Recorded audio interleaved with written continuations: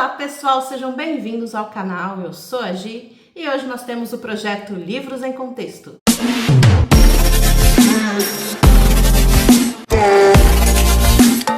Oi gente, tudo bem com vocês? Bom, hoje então nós vamos dar continuidade ao nosso projeto Livros em Contexto, falando então sobre o segundo milênio antes de Cristo. No último vídeo, quarta-feira passada, nós conversamos um pouco sobre esse período paleobabilônico, ali um pouco mais ao sul da Mesopotâmia, falamos sobre Zin, sobre Larsa e um pouquinho ao norte sobre a Babilônia, propriamente dita, na cidade da Babilônia. E hoje nós vamos fazer uma espécie de parte 2 daquele vídeo, falando sobre cidades que estavam mais ao norte ainda da Babilônia, a Assíria, e uma mais a oeste, a noroeste, melhor dizendo, da Babilônia, que é Mari.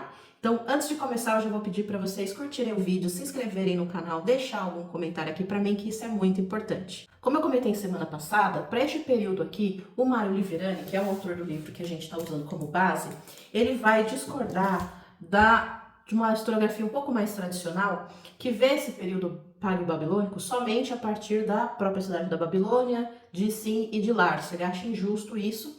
E então, nesses outros dois capítulos, né, que é o capítulo 12 e o capítulo 13, ele vai falar dessas cidades que são mais periféricas em relação à Babilônia, em relação à Mesopotâmia, melhor dizendo, mas que são muito importantes, são centro-regionais muito importantes, e além disso, e que também influenciam a política, a economia, conflitos e guerras, enfim, tudo que acontece ali na região da Mesopotâmia. E ele começa falando sobre a Assíria, que está ao norte. A Assíria, ela era uma região que tinha várias comunidades agrícolas e duas cidades principais, Nínive, mais ao norte, e Assur, mais ao sul. Nínive é uma região onde se desenvolvia muito a agricultura, onde era uma região muito irrigada, né, que tinha ali um solo muito bom para a agricultura, porém Assur não, Assur já era uma região um pouco mais deserta. Essas regiões ali do que hoje é né, a gente chama de Oriente Médio, elas são regiões que tem muito isso, né? Tem uma parte que é boa no sentido da agricultura, tem outras partes que são mais áridas, mais desérticas, tem muita montanha também. A Síria, ela se dividia aí entre essas duas grandes cidades. E o nome Assíria vem justamente de Assur. Assur é um deus, é o deus da cidade. Inclusive, o título do rei da Assíria é Assur, né, porque ele governa em nome deste deus. Então tinha essas duas cidades, que são as maiores. E Assur, como ela não tinha, né, o terreno ali, o solo ali não era bom para a agricultura, e como ela estava mais ao sul, ela estava mais próxima das regiões da Mesopotâmia, né, da Acádia, da Babilônia, enfim. E ela vai se desenvolver muito no comércio. Em termos políticos, como eu já havia adiantado para vocês, a Assíria tinha um rei que era o rei Assur, Assur era o título, né? Ele governava em nome do deus Assur, mas ele não tinha um poder absoluto, ele não governava sozinho. Na realidade, a estrutura política da Assíria era tripartite. Então você tinha o rei, você tinha uma assembleia que era formada por chefes de famílias importantes ali da cidade, e tinha também o Limun, que era uma espécie de prefeito, assim, mais ou menos. Ele era sorteado entre representantes de algumas famílias e ele tinha aí um governo temporário.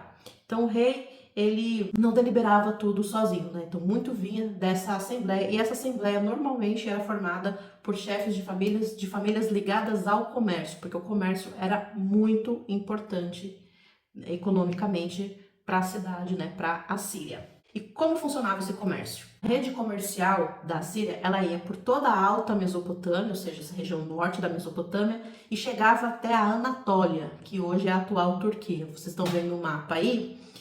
Esse mapa ele não é muito bom, mas ele dá para vocês entenderem onde está a Síria, onde está a Anatólia. Então é uma rede bem grande aí de comércio. E as fontes que a gente tem para esse comércio são fontes que foram feitas ali em Kanish. Kanish era uma cidade ali da Anatólia, que hoje é a Capadócia, tá? Uma cidade que hoje é da Turquia. Então ali naquela cidade havia a estrutura do Karun, que era um porto, no qual os mercadores assírios se fixavam com autorização da liderança local. O comércio da Síria, ele não é um comércio de caravanas como outros que tinham em outras cidades. Ele era, na verdade, um comércio que era de exportação. Então, os mercadores eles se fixavam lá em Caniche, né, no Carum, que é o porto, e eles tinham mensageiros, né, eles mandavam cartas ali, representantes também na Assíria. Então, eles, na verdade, esses comerciantes assírios, eles funcionavam como intermediadores, porque eles traziam tecidos e estanho, sobretudo, né, tecidos que vinham da própria Síria, que era produzido na Síria e também da Babilônia, e estanho que vinha ali do Planalto iraniano. O estanho, ele é matéria-prima para o bronze. A gente precisa sempre lembrar que a gente está na era do bronze. Então, o estanho era muito importante. Então, eles levavam estanho e tecidos e trocavam por prata. Tinha muita prata, né? Tinha jazidos de prata ali na Caniche, né? Ali na Anatólia. Então, eles faziam essa troca, que na verdade era um comércio de exportação, onde a pessoa se fixava ali. Essa rede de comércio com a Anatólia durou aproximadamente 80 anos, tá? E deixou de existir por questões internas da própria Síria, não tinha nada a ver com a Anatólia. E daqui a pouco a gente vai falar um pouco sobre essas questões internas da Síria que fizeram com que esse comércio se desmantelasse. Para entender tudo isso, nós vamos falar um pouquinho sobre Mari, que é uma região, né, uma cidade central para entendermos todo esse fluxo comercial ali no norte, né, na Alta Mesopotâmia, mas também para entender todos os conflitos que se davam ali naquela região, que também envolveram a Assíria, que acabou desmantelando esse comércio com a Anatólia. Eu já havia comentado com vocês sobre a cidade de Mari no vídeo que eu falei sobre a cidade de Ebla. Ebla é uma cidade que fica onde hoje é a região da Síria, não confundir com a Síria, né? Porque, enfim, são nomes bem parecidos, mas é outra cidade. E eu tinha comentado com vocês que Mari vai conquistar Ebla em algum momento ali no 3º milênio antes de Cristo. Agora, no 2º milênio antes de Cristo, Mari está vivendo um outro momento ali da sua história. Porque o que acontece? No 3º milênio, os acádios vão conquistar Mari. E aí ali o pessoal ali de Sargão, né, vai conquistar o Mari. No 2º milênio, Mari vai se reunificar novamente, né, vai se tornar uma cidade unitária, né, depois da queda ali também do Império Acádio. E aí é nesse momento que a gente vai entrar aqui e falar sobre esse comércio e todos esses conflitos. Em Mari, você tinha uma situação que era a seguinte: viviam em conjunto e também em conflito tanto povos sedentários quanto povos nômades. A posição geográfica de Mari, ela é muito importante. Hoje a gente vai ver muitos mapas, eu vou mostrar muitos mapas aqui para vocês poderem visualizar isso que eu estou dizendo. Então, Mari era passagem obrigatória para todo mundo. Então, você tinha os povos que eram sedentários, né, que praticavam agricultura ali na região, e você tinha também esses povos nômades. Esses povos nômades, eles contribuíram também para a economia de Mari, né, esses pastores, que eram sobretudo de caprinos e ovinos. Então, o que acontecia ali era o seguinte: durante um período do ano, tinha a produção agrícola, que eram de produtos invernais, né, produtos do inverno. No verão, tinha muita a frequência desses pastores, né, de caprinos e ovinos. Só que isso gerava conflitos por conta da disputa de espaços ali, né? Nem todo mundo queria pastores pastoreando perto das suas propriedades, né? Então, havia esse conflito interno em Mari. Na estrutura de poder de Mari, você tinha então o palácio, né, onde ficava ali toda a burocracia real, mas era um palácio muito reduzido, a estrutura do palácio era muito reduzida, e em momentos de crise, acabava faltando recursos, tanto humanos quanto técnicos, né? Então, Mari tinha esse problema, além de ter que lidar sempre com muitos conflitos. Mari sempre esteve muito no meio de muitos conflitos, justamente por ser esse local de passagem de todo mundo. E aí, nesse período que eu tô falando, existiam ali cidades, isso por toda a Mesopotâmia, que eram grandes cidades, que são as cidades mais importantes. Vocês vão ver o mapa aí, elas estão circuladas. Esse mapa que vocês estão vendo, ele é um mapa que foi feito num período posterior a esse que a gente está falando agora, tá? Esse mapa ele é do período de Hammurabi. Mas, mesmo assim, já dá para a gente entender a estrutura de como que funcionava. Então, nesse período de Mari, a gente tinha essas cidades, que são cidades que estão circuladas aí no mapa, que eram as grandes cidades. A língua da diplomacia, ou seja, o idioma de trocas de cartas entre os reis dessas cidades, era o acádio. E além disso, essas cidades, elas formavam entre si alianças através de casamentos. E essas alianças elas serviam tanto para facilitar ali as trocas comerciais, as negociações entre essas cidades, e também para serem alianças de guerra em momentos de crise. Então, quais são essas cidades? No centro aí vocês estão vendo Mari, em verdinho. Então, toda essa região verdinha aí é Mari. Um pouco mais ao norte de Mari, em marrom clarinho, tá a Assíria. Então, você pode ver, ó, Nínive lá em cima, no norte da Síria, Assur mais para baixo.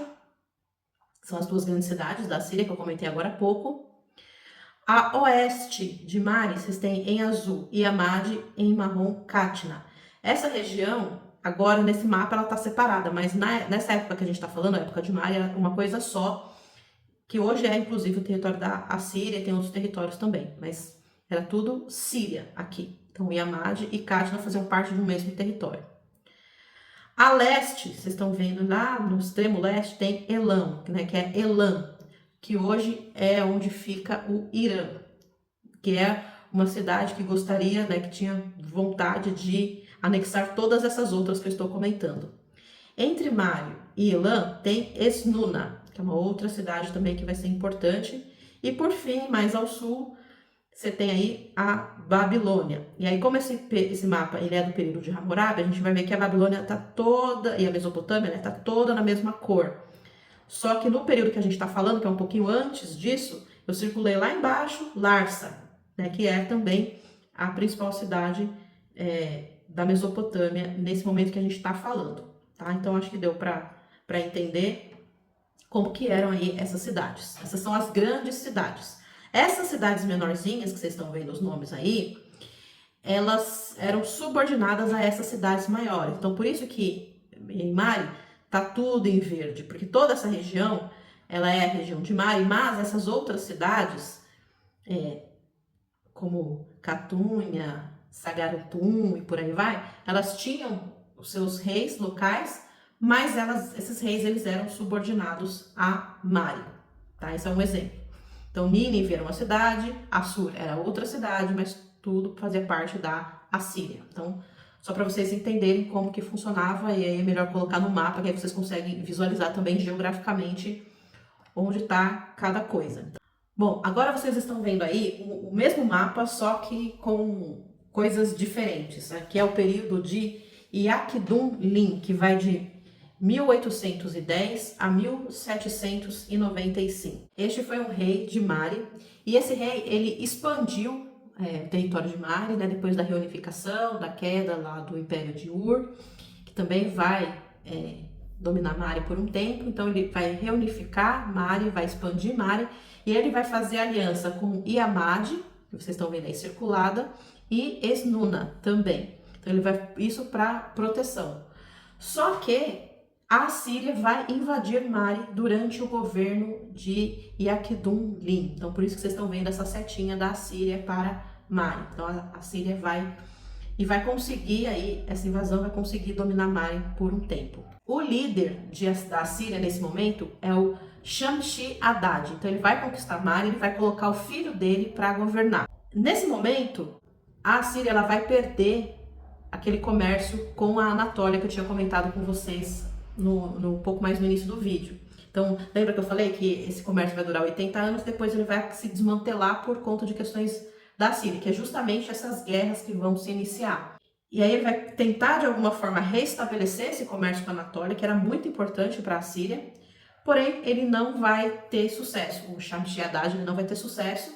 Então, o que ele vai fazer? Ele vai fazer uma aliança por casamento com Iamad, que é essa cidade que está circulada, que antes tinha aliança com Mari.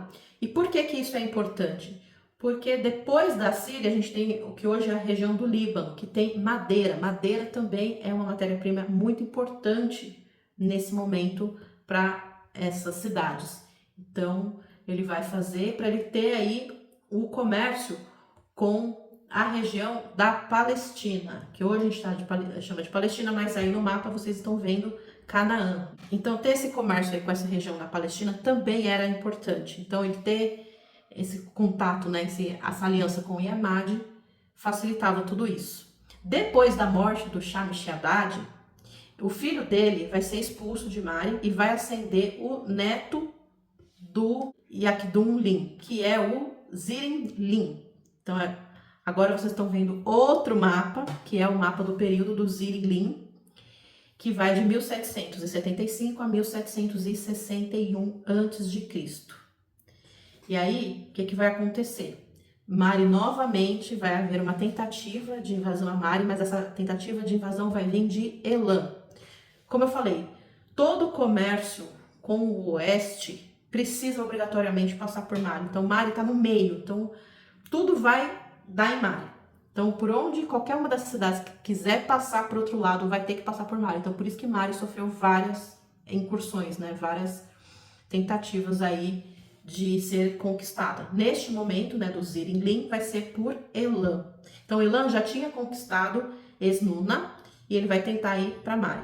O que vai acontecer? Mari vai fazer aí uma aliança, né? O Zirin-Lim, ele vai fazer uma aliança com a Babilônia para expulsar os elamitas. E eles conseguem expulsar os elamitas, porém, poucos anos depois, o Hammurabi vai ascender ao poder ali na Babilônia e vai conquistar Mari também. Então, o Hammurabi meio que trai aí essa aliança entre a Babilônia e Mari para conseguir, então, conquistar Mari. Então, o que essas cidades todas elas comercializavam, afinal de contas, para todas elas quererem, de alguma forma, conquistar Mari?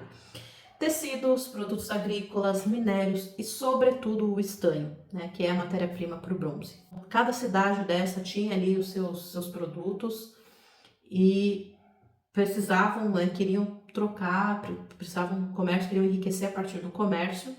E Mari, como tem essa posição geográfica que vocês viram aí nos mapas central, ela vai vai haver várias tentativas aí de dominação de Mari.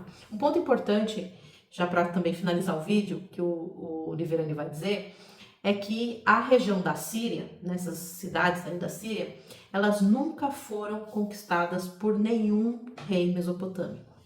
Por maior que seja esse rei, por mais poder, né? Então, Sargão não conquistou a Síria, Hammurabi não conquistou a Síria.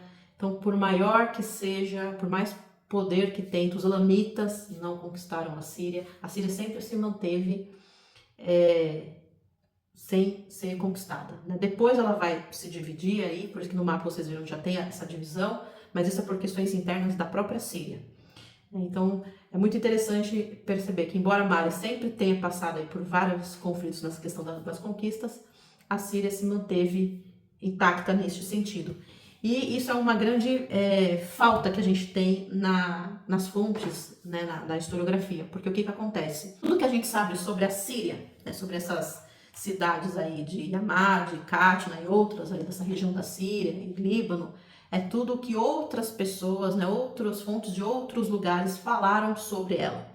Muito das fontes está enterrado onde hoje é o país Síria, né, está enterrado, e Líbano também, onde está enterrado ali. A gente não tem acesso a essas fontes e seria uma grande, seria muito importante para a historiografia ter acesso a essas fontes para entender como que essa cidade conseguiu se manter intacta, né, sem o avanço desses grandes reis, né, desses reis poderosos, com visão expansionista. Como que eles conseguiram fazer isso? Fontes deles falariam isso, a gente acredita, mas a gente não tem acesso, porque teria que derrubar todas as cidades da Síria para isso acontecer. Não vai acontecer, não é mesmo?